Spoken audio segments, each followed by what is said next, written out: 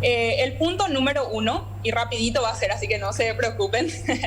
El punto número 1 es que la OMS lanzó un comunicado en el que estipula que el cáncer de mama va a ir en aumento con los años. Para el año 2025, es el dato que se estipuló, vamos a tener 2.5 millones de nuevos casos de cáncer de mama. ¿Por qué esto es importante? Porque por más de que hayan campañas, cada vez haya más tecnología para la detección, esto no significa que haya una disminución en cuanto al porcentaje de la enfermedad. Entonces, como punto número 1, es importante tener en cuenta eso. Va a ir en aumento y van a haber más casos diagnosticados con el correr de los años. Ok, hay que aceptarlo, digamos. Hay que aceptarlo. Sí, hay que aceptar. Es algo que tenemos que tener en cuenta. Okay. Punto número 2, acá algo que es muy importante. Cuando nosotros hacemos el estudio de la mamografía nos da ciertos parámetros. Y hay una característica muy importante de las mamas y es la densidad mamaria, ¿verdad? Y podemos preguntarnos qué es lo que es eso. Y la mama está compuesta por 3 componentes principales. Uno es el tejido fibroso, que es el sostén. Otros son las glándulas, que es por donde se produce la leche en el caso que haya un embarazo. Y 3 es el tejido graso. Prácticamente la gran parte del tejido mamario está compuesto por tejido graso, que es el que rellena todas estas áreas entre los conductos mamarios y las áreas fibrosas. Entonces, cuando hablamos de densidad mamaria, nosotros estamos hablando solamente de las áreas fibrosas y de los conductos mamarios o de las glándulas mamarias propiamente dichas.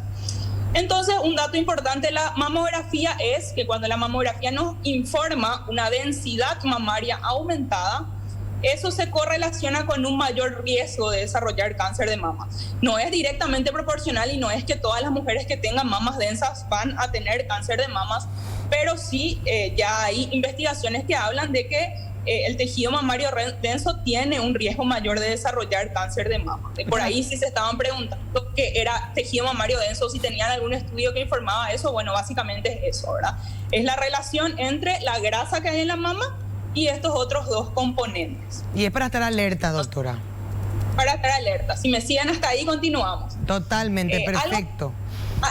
Algo muy importante también es la actividad física. Y es como que siempre escuchamos por parte de los médicos, los nutricionistas, deportólogos, que la mejor terapia o el mejor tratamiento para casi todas las enfermedades es la actividad física y la dieta. Pero a veces no entendemos. Y si entendemos por qué, quizás sea más fácil que podamos aplicarlo de forma rutinaria. El cáncer de mamas está dado o está, digamos que se desarrolla por un estímulo hormonal. En el caso de la mujer, por el estímulo hormonal de la mujer, que es el estrógeno. Entonces, si nosotros llevamos una actividad física constante, cómo el cuerpo maneja el estrógeno cambia. Y este manejo, este metabolismo del estrógeno, que es diferente en una mujer que es activa a una mujer que es sedentaria, favorece que nosotros podamos que podamos disminuir el riesgo de padecer cáncer de mamas. O sea que si en tu familia hay pacientes o hay personas con cáncer de mamas, es muy importante que vos tengas una actividad física constante para que tus niveles hormonales estén en rango y el ambiente hormonal de tu cuerpo sea saludable, y de esta forma nosotros estamos efectivamente evitando el desarrollo de la enfermedad. Qué buenísimo, qué importante dato. Entender eso, ¿verdad? Con que el metabolismo de las hormonas tiene que ver con el ejercicio y tiene que ver también con la dieta, pero en este punto científicamente comprobado tiene que ver con el ejercicio y con la actividad física. Punto número 4. Hay mayor tecnología para detectar el cáncer de mama de manera precoz.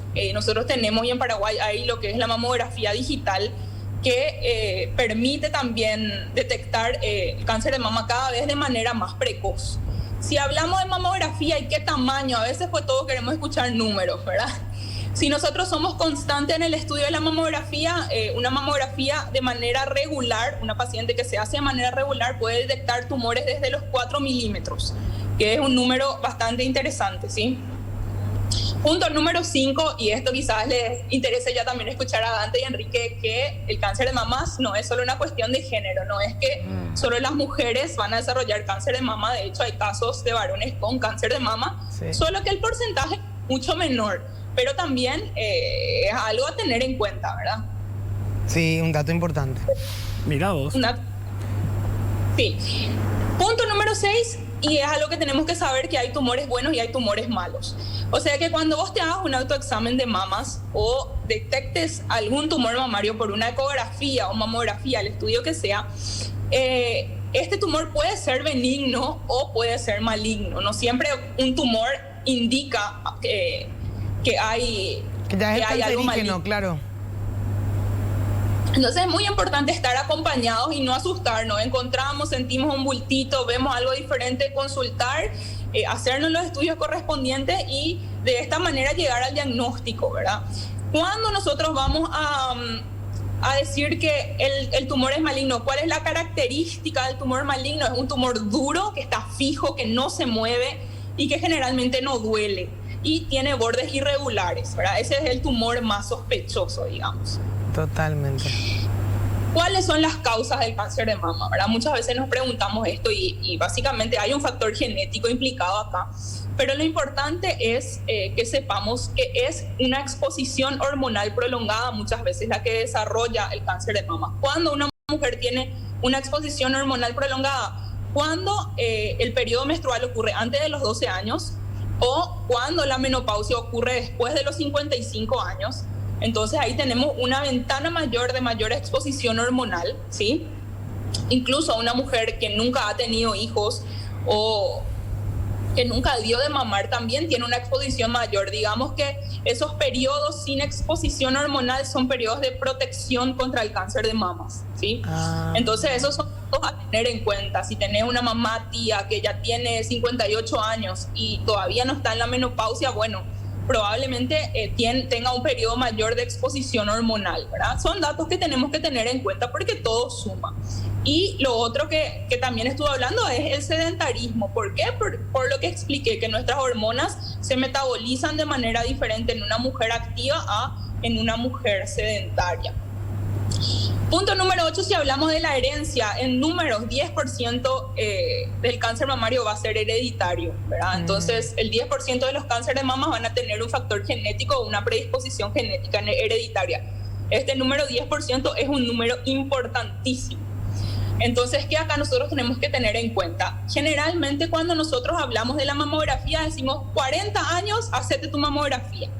Pero acá, si vamos a una consulta médica más dirigida a la paciente, porque eso tenemos que tener en cuenta, cada indicación de tratamiento, en reglas generales vamos a decir 40 años, pero en una paciente que tiene antecedentes familiares, mamás, tía, hermana con cáncer de mamas, ese rango disminuye a los 35 años y aún incluso importa a qué edad tu familiar desarrolló cáncer de mama. Si tu familiar desarrolló cáncer de mama a una edad menor de 35 años, entonces vos, si sos el familiar directo de esta paciente, ya tenés que realizarte la mamografía a los 30 años, ¿sí? Por eso es muy importante que mantengamos nuestros controles ginecológicos periódicos, porque el ginecólogo es el que nos va a orientar sobre estos controles, nos va a hacer las preguntas de rigor y si hay alguna alteración nos deriva al mastólogo, que ya es el médico más especializado en mamas, ¿verdad? El punto número 9 que estuve investigando también es sobre las mujeres latinas, ¿verdad? ¿Qué pasa con las mujeres latinas? Las mujeres latinas responden peor al tratamiento de mama. Los estudios dicen que tienen 20% más de probabilidades de morir por cáncer de mama. ¿Por qué? Por la diferencia biológica de ese tumor, que hace que no tenga la misma respuesta al tratamiento que una mujer no latina.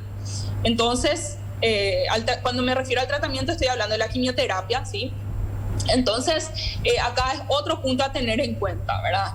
Si somos latinas, bueno, tengamos más ojo también por esto. Y como punto número 10, y el último punto, pero no es lo último que les quiero decir, como punto número 10 es que el diagnóstico del cáncer de mama se hace por una biopsia. La mamografía no nos da el diagnóstico, solo se ven signos de que ese tumor tiene una característica maligna o benigna, y ahí pasamos a la siguiente etapa, que es biopsiar el tumor y saber qué tipo. Hay varios tipos celulares de cáncer de mama, y posteriormente a que se haga el diagnóstico se ve hasta dónde es la extensión del tumor.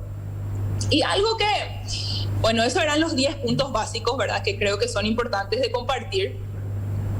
Algo que a mí me llama mucho la atención es que hacemos a veces mucho énfasis o mucho hincapié en el autoexamen de mamas, ¿verdad? Seguro que todos escuchamos o leímos la frase "tócate para que no te toque", ¿verdad? Una frase muy común. Y hoy quiero un poco desmentir esa frase y decirles y dar este mensaje que yo creo que es muy importante para todas las mujeres y para todos los hombres que quieren a las mujeres, que cuando nosotros sentimos un tumor mamario, probablemente estemos llegando tarde ya. Entonces no es suficiente el autoexamen de mamas. Para que vos, mujer, que no sos ginecóloga o que no sos mastóloga, encuentres algún tumor, alguna anormalidad en tu mama, el tumor ya va a medir aproximadamente 2 centímetros para que nosotros podamos percibir al tacto, incluso si conocemos el correcto autoexamen de mamas. Si un ginecólogo te evalúa ese tumor, probablemente el ginecólogo perciba ese tumor desde 1.5 centímetros, que igual ya es grande, pero la mamografía, como les estuve diciendo al principio, diagnostica ese tumor o ve esos tumores desde los 4 milímetros, ¿verdad? Qué bueno. Entonces, es muy importante que nosotros tengamos en mente esos números. Sí, es súper genial que miremos nuestras mamas al espejo, que veamos la simetría. Tenemos que saber que no todas las mamas son simétricas y que algunas veces podemos tener una mama más grande que la otra dentro de la normalidad, y cada mujer va a conocer su cuerpo, ¿sí? Y podamos observar, hacer un autoexamen de mama en orden, poder darnos cuenta si hay alguna alteración. Pero si ya estás en la edad de hacerte una mamografía o si hay antecedentes en tu familia, familiares de cáncer de mama, hacete la mamografía, porque ese es el estudio que va a detectar el cáncer de mama o ese tumor que va a ser el probable cáncer de mama en su estadio inicial, y vamos a poder extirpar solamente el tumor y hacer el tratamiento, y hay una tasa mayor de probabilidad o de un estilo de vida mejor posterior a eso. Entonces, bueno, el mensaje que quiero dejar al final de todo esto es que el autoexamen de mama es buenísimo que conozcas, pero que cuando vos sientas un tumor probablemente estemos ya en un estadio más avanzado de la enfermedad, y que por eso insistimos tanto en la importancia de que te vayas al ginecólogo, que el ginecólogo te examine y que te hagas la mamografía. Que te haga la mamografía, me quedo con esa última frase para que nos alentemos entre todas y que valga realmente llevar ese lazo rosa puesto. Hagámonos ese estudio de mamografía. Doctora Leila Cabral, exacta, justa, con todos los detalles. Un placer haber aprendido estos 10 puntos importantísimos sobre el cáncer de mama. Muchísimas gracias.